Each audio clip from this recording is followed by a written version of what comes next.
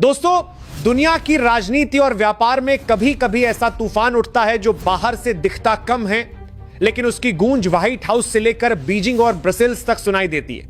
आज जो खबर हम आपको बताने जा रहे हैं वो किसी आम समझौते की कहानी नहीं है। यह उस भारत की कहानी है जो अब धमकियों से डरता नहीं, बल्कि चुपचाप ऐसी चाल चलता है कि सामने वाला समझ ही नहीं पाता कि कब बाजी हाथ से निकल गई। अमेरिका की टैरिफ वॉर की जो गीदड़ भभकी पूरी दुनिया को डराने के लिए दी गई थी, वही भभकी आज हवा हो चुकी है। और इसकी वजह है भारत का वो मास्टर स्ट्रोक जिसने वॉशिंगटन की नींद उड़ा दी है। डोनाल्ड ट्रंप के नाम से ही पूरी दुनिया की मार्केट कांप जाती थी। 500 सेंट टैक्स की धमकी, रेसिप्रोकल टैरिफ का डर और अमेरिका फर्स्ट का शोर। कहा जा रहा था कि अगर ट्रंप की वापसी हुई तो भारत की अर्थव्यवस्था पर सबसे बड़ा हमला होगा। टीवी डिबेट्स में एक्सपर्ट चिल्ला चिल्ला कर कह रहे थे कि भारत की कमर टूट जाएगी, एक्सपोर्ट खत्म हो जाएगा और नई दिल्ली को आखिरकार अमेरिका के सामने झुकना पड़ेगा। लेकिन कहानी ने ऐसा मोड़ लिया जिसकी किसी ने कल्पना भी नहीं की थी। जब पूरी दुनिया की नजरें वॉशिंगटन पर टिकी थीं, उसी वक्त नई दिल्ली के बंद कमरों में एक ऐसा खेल खेला जा रहा था जिसकी भनक तक किसी को नहीं लगी। ना प्रेस रिलीज, ना ट्वीट, ना बयानबाजी। बस फाइलें खामोशी से एक टेबल से दूसरी टेबल पर घूमती रहीं और जब पर्दा उठा तो सामने आया वो धमाका जिसने पूरे व्हाइट हाउस को हिलाकर रख दिया। भारत ने चुपचाप यूरोप के साथ वो सौदा कर लिया जिसने अमेरिका की टैरिफ धमकियों को रद्दी की टोकरी में फेंक दिया। सोचिए जरा, 27 देशों का ताकतवर European union, Germany, France, Italy, Spain जैसे दुनिया की सबसे बड़ी अर्थव्यवस्थाएं, वही यूरोप जो नियम कानून में सबसे सख्त माना जाता है, वही यूरोप आज भारत के साथ फ्री ट्रेड एग्रीमेंट साइन करने के लिए उतावला बैठा है। जनवरी 2026 के अंत तक इस ऐतिहासिक समझौते पर अंतिम मुहर लगने वाली है और जैसे ही यह डील लागू होगी, भारतीय सामान बिना टैक्स के पेरिस, बर्लिन और रोम की सड़कों पर बिकेगा। यही वो पल है जहां अमेरिका का सारा खेल बिगड़ गया। ट्रंप प्रशासन ने सोचा था कि भारत डर जाएगा। उन्हें लगा था कि अमेरिका भारत का सबसे बड़ा ट्रेडिंग पार्टनर है तो भारत मजबूर होकर झुकेगा। लेकिन यह 2026 का भारत है। यह वो भारत है जो डर से नहीं, दम से फैसले लेता है। जब वॉशिंगटन में भारत पर टैक्स बढ़ाने की फाइलें तैयार हो रही थी, ठीक उसी वक्त भारत यूरोप के साथ ऐसा दरवाजा खोल रहा था जो अमेरिका कभी बंद नहीं कर सकता। इस डील का मतलब सिर्फ इतना नहीं है कि भारत को नया बाजार मिल गया। इसका मतलब है कि अगर अमेरिका अपने दरवाजे बंद करता है तो भारत ने 27 नए और ज्यादा अमीर दरवाजे खोल लिए हैं। यह कोई इत्तेफाक नहीं है कि यह डील ठीक उसी वक्त फाइनल स्टेज में पहुंची है जब ट्रंप की टैरिफ धमकियां सबसे तेज थी। यह सीधा सीधा आर्थिक सर्जिकल स्ट्राइक है, वो भी बिना गोली चलाए। अब जरा पीछे चलते हैं और समझते हैं कि ट्रंप आखिर चाहते क्या थे। 2025 के बीच में ही उन्होंने साफ कर दिया था कि भारत से आने वाले सामानों पर 25% से लेकर 50% तक टैक्स लगाया जा सकता है। मकसद था भारत पर दबाव बनाना। अमेरिका चाहता था कि भारत अपनी मार्केट उनके लिए पूरी तरह खोल दे, लेकिन भारतीय सामान पर टैक्स अमेरिका तय करे।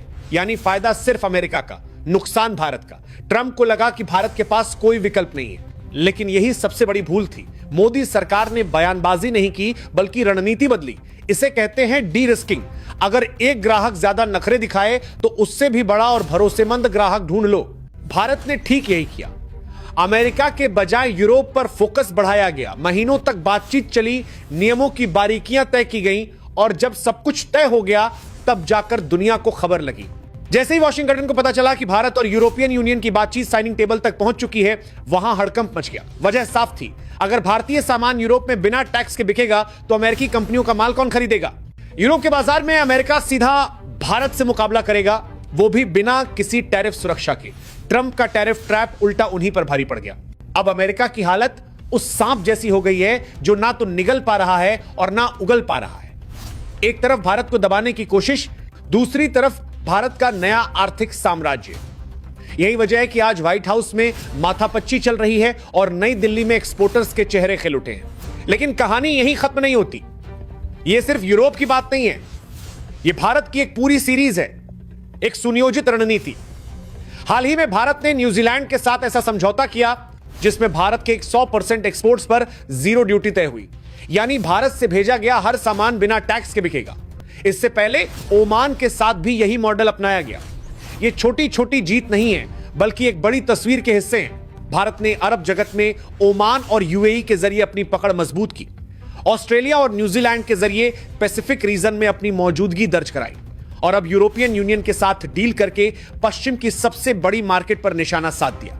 यह सब कोई संयोग नहीं है, इसके पीछे सालों की मेहनत और वो कूटनीति है जिसने दुनिया को बता दिया कि भारत अब सिर्फ सुनता नहीं, जवाब भी देता है। आज दुनिया के नक्शे पर उंगली रखकर देखिए, शायद ही कोई ऐसा इलाका बचेगा जहां भारत का कोई नया व्यापारिक साथी न हो।